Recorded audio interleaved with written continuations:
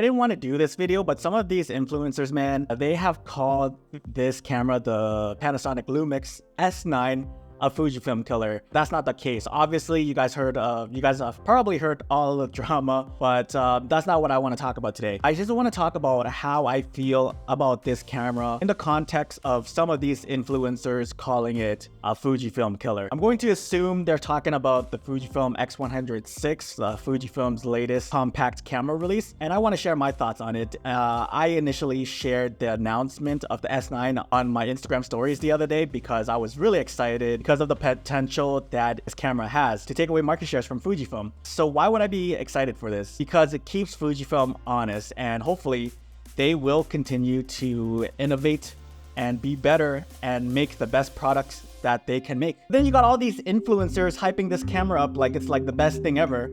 Some have said that this is a Fujifilm killer, and I just laughed. Like, I'm not going to point out any names, but let's just say that I used to think these creators are cool. But now moving forward, if I were to watch their videos, I'm just going to watch it with skepticism. Oh man, they just lost so much credibility with me after what I've seen so far. Yeah, let's just talk about the S9 and the LUT feature that the S9 rolled out. I really think that this feature shows a lot of promise. So I can see why some folks are saying, oh yeah, you know, this is a Fujifilm killer because I can apply my LUTs and get different looks all the time and have more selections than the Fujifilm custom settings. I think the Fujifilm X106 holds like 6 or 7 custom settings to put in different looks. And with the S9, you get like around 39 stored on that camera. So there's a lot of options. However, my thing is, I don't know if I'm getting this right, but apparently this camera is not targeted towards the professionals. Am I right? The people that Panasonic is targeting are probably going to be people that are, you know, beginners, starting their content creation journey. That's fair to assume, right? That's who they are targeting. So is it also fair to assume that these people will not be good at color grading? So how are they going to get a good looking image then? Most of the people that's starting out wouldn't know how to color grade an image. This is where it doesn't sit right with me.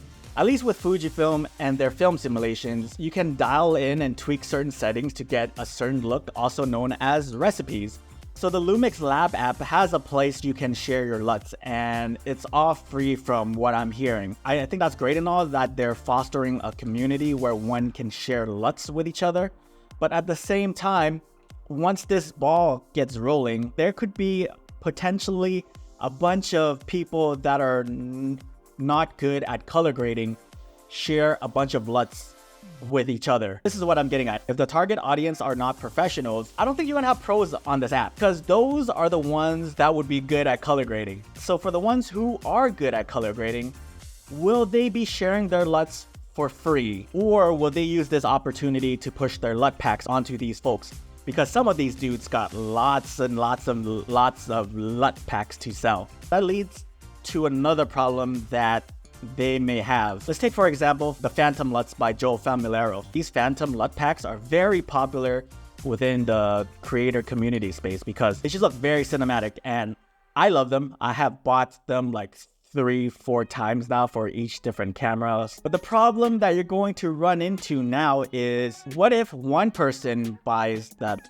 LUT pack from Joe and then they could potentially share it in this app for free to other people who haven't paid for it? Now, I don't think Joe or anyone for that matter would appreciate their LUTs being shared for free on this app without getting paid for it. I think that's called intellectual property theft, am I right?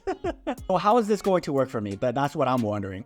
Are they going to police this? Because it can get messy real quick. And the fact that Lumix is giving you 39 slots to save your LUTs, I can see people hoarding LUTs and just filling their cameras to the full 39 slots and just have useless LUTs. And this could just, you know, become very overwhelming, and they could be paralyzed with so many options that they have to go through. So to me, Fujifilm simulations is just more user-friendly. It's dumbed down, it's straight to the point, and you get that film look so much faster than to do all those edits by yourself or go through a bunch of LUTs that aren't graded well by beginners. You also got a website dedicated to film recipes where you can experiment with different looks, and it's free. FujiXweekly.com is a place that I go to a lot Check it out there. There's loads of film recipes, and all you gotta do again is just punch in some settings and you're ready to go. So again, how is this a Fujifilm killer?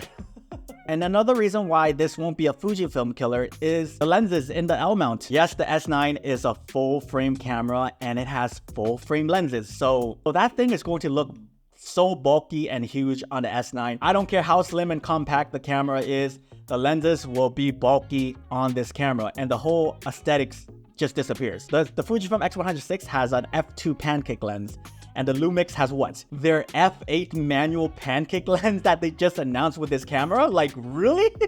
If we are going to compare the 23mm f2 to something similar in that focal length and aperture, I think the closest one would be the Lumix 35mm f1.8. And let me tell you, that thing is going to be huge on this camera. It's just going to look bulky as hell. I've also heard that some creators have a workaround to this problem, and this is a very great astute suggestion. And their suggestion was, in order to get a light compact setup on the Lumix S9, they're going to get an M-mount adapter and adapt those very affordable Leica M-mount lenses.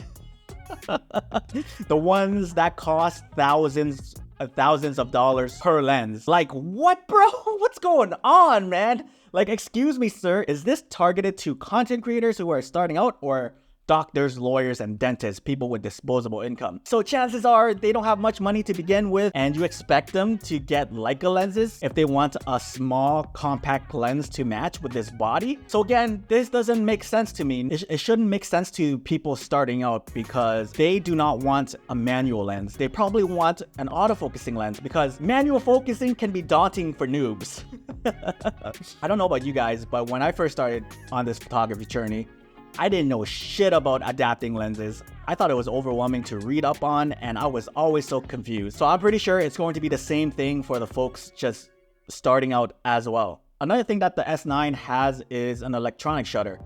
I used to own the S5 II, by the way. The S5 II has the same sensor that is found in the S9. So I know how great it would be for taking pictures. To only have an electronic shutter is going to be annoying when you get into places where light starts flickering and you're going to see like bandings and bars in your photos. And there simply isn't a way around that. And as soon as you try to, photograph something quick and just whip your camera like this, you're going to run into rolling shutter problems where your images will get that jello warpy effects where, your lines are supposed to be straight, but they just look like jello in real in your photos. So again, how is this a Fujifilm killer?